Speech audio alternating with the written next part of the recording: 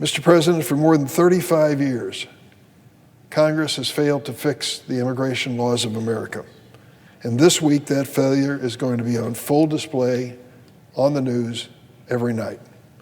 That's because tomorrow, the COVID-19 emergency measure known as Title 42 comes to an end.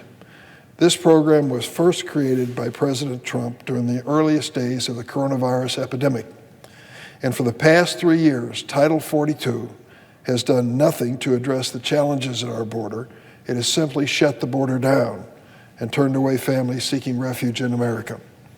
Title 42 is not only inhumane, it is ineffective.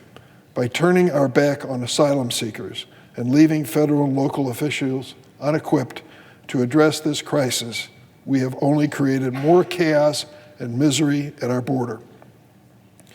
At this moment, there are thousands of families who fled unimaginable horror and have nowhere else to go. And Title 42 certainly hasn't made our border more secure. It has only postponed the inevitable. Truthfully, there's only one group of people that has benefited from Title 42. I'm sorry to say that's transnational criminal organizations. How can that be? It's because for the past 3 years, Title 42 has shut down nearly any ability to seek asylum in America. That means asylum seekers have had no other option than to seek illegal pathways into the country. So they turn to smugglers, human traffickers, who charge them thousands of dollars to take them on dangerous journeys across the border. And what happens when these asylum seekers are caught and sent back to Mexico instead of being processed under our nation's immigration laws? The cycle repeats itself again and again and again. These smugglers can multiply their profits by taking asylum seekers across the border over and over again. According to the Department of Homeland Security, the illicit smuggling enterprise has become a multi-billion-dollar operation. And one reason this enterprise is raking in the profits is because lawmakers in Congress, right here in the Senate, have refused to reform our immigration law and instead have relied on executive actions like Title 42. Now, it's worth noting that the Biden administration is at this moment doing everything it can to create an orderly process at our southern border with the limited tools of our current immigration law. With the lifting of Title 42 in just a matter of hours, we will likely see a significant increase in migrants seeking asylum. It goes to show that Title 42 has failed to reduce the demand for those seeking entry into America. Really, that demand has been piling up for 3 years. So to help to manage this expected increase in border crossings, the Biden administration is deploying every resource at its disposal. They have increased capacity to process asylum seekers, expanded access to lawful pathways into U.S., and partnered with other countries, like Colombia and Guatemala, to create new processing centers away from the southern border. And while all these steps are important, there is no action by the president alone that can address the fundamental problem we face. Our outdated immigration system is collapsing under the weight of modern-day challenges, and the only way to change it is by enacting comprehensive immigration reform. If it seems like it's impossible, it's not. Last week, the MAGA majority in the House introduced a proposal they claim is the solution, but really, it just codifies the failures of Title 42. Their bill provides no new legal pathways for entry into this country, erases nearly all humanitarian protection for families seeking asylum, and makes the situation at the border even worse. The fact is, the Republicans can try and build a border wall as high as they like, but it will not change the reality on the ground. And here's the reality. We in this world are in the midst of the worst refugee crisis in history. From Ukraine to Venezuela, 100 million people around the world have been displaced from their homes by war, by hunger, by political persecution, by climate change. And 1 in 5 of these refugees reside in the Western Hemisphere. Simply ignoring this global humanitarian crisis solves nothing, and shutting down our border won't deter these families from still trying to find refuge in America. It'll force them to extremely dangerous alternatives, like smugglers and cartel members who are raking in billions because of our public policy failure. Let's stop pretending the American people can't handle an honest debate on immigration. They can. Talk to small business owners and family-run farms in states like mine. They're the first to tell you our nation needs more immigrant workers. We have 2 times as many jobs in this country as unemployed people to fill them. I had the CEO of a major international corporation in my office yesterday. We talked about opportunities in the future, and he said the one thing that is holding him back is the lack of skilled employees. He begged me to find ways. I gave a few suggestions to him, but I told him as well, don't ignore the reality. America is a nation of immigrants, and with so many jobs unfilled in this country, we need help. There are thousands of immigrants who are ready, capable, and willing to meet our workforce needs. What are we waiting for? Communities across America are struggling with worker shortages. It seems many on the other party are willing to entertain any solution except immigration in the land of immigrants. Just look at states like Arkansas and Iowa, which recently passed laws rolling back child labor protections. Kids, they want to work in dangerous settings.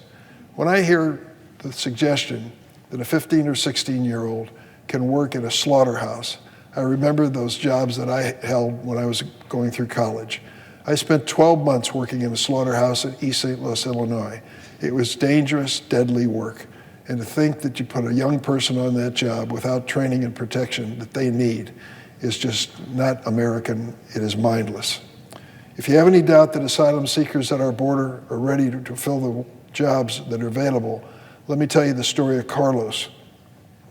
From Venezuela, a country with one of the most ruthless dictators in the world, and back in Venezuela, Carlos had a full-time job. But the political and economic crisis was so bad in his country, he couldn't put food on the table. His family was on the brink of starvation, and he feared for their safety from political violence.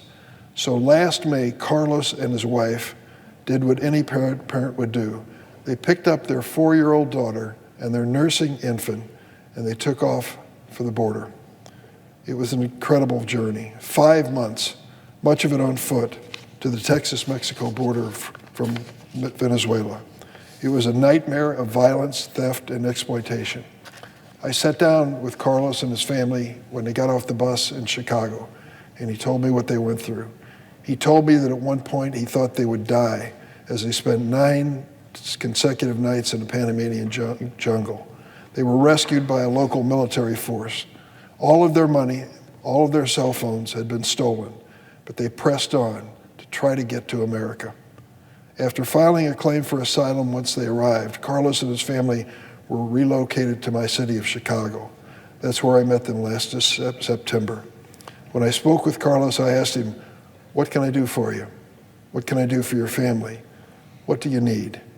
He said one word, job. I need a job. I'll go to work anywhere. I'll do anything. There are many employers across this country who would take Carlos up on his offer in a minute, but they can't because he is not legally allowed to work, though he's legally in this country waiting for his asylum hearing. He's not legally allowed to work for at least 6 months and maybe longer. How does that make any sense? Last week, the House Republicans finally introduced their response to our immigration hearings. The bill is more than 200 pages long. Not one word of it offers anything to employers in my state who need workers like Carlos. That is not a serious proposal. Yesterday, the mayor of Chicago, noting that some 8,000 immigrants had been sent to our city by the governor of Texas and the governor of Florida, begged for help and issued an executive order saying, do something to help me deal with this very serious problem. At the current moment, immigrants are sleeping on the floors of police stations in the city of Chicago. You want to know what a serious immigration proposal looks like? Well, 10 years ago, the Senate actually passed one. We had a group of 8 of us who worked for months to put together a bipartisan proposal. We brought it to the floor of the United States Senate, and it passed with an overwhelming majority. What happened to it in the Republican House? They refused to even consider it or debate it. Even Donald Trump's Secretary of Homeland Security admitted that that bipartisan bill would have made our border more secure. But the House Republicans refused to take it up, and still refuse to face the reality of what comprehensive immigration reform looks like. We still need that package today, one that addresses the needs of our economy, provides a path to citizenship for dreamers and immigrant farm workers, and lives up to our nation's legacy of providing safe harbor to refugees fleeing for their lives.